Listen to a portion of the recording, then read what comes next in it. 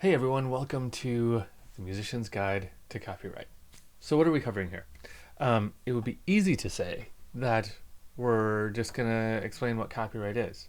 And that I can do in like two sentences. It's like the right to protect your intellectual property.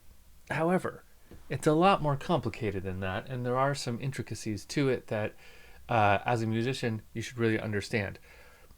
Whether it's because you are wanting to use someone else's copyright in your music, or it's because you want to make sure that your music is properly protected.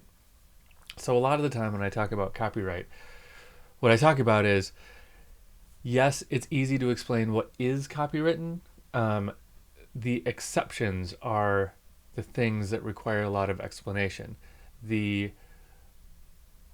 times when you can use copywritten work, the times when your copyright might expire. There's just a lot of different things that are kind of the exception to the rule that you should really understand, especially when it comes to the big topics that are complicated, like fair use, work for hire, parody. These are all things that have very murky lines to them. They're not uh, strictly defined. You can kind of argue whether or not something falls into fair use or not. And if you find yourself in court arguing for fair use, um, you're not in a great place to be. But you can make that argument.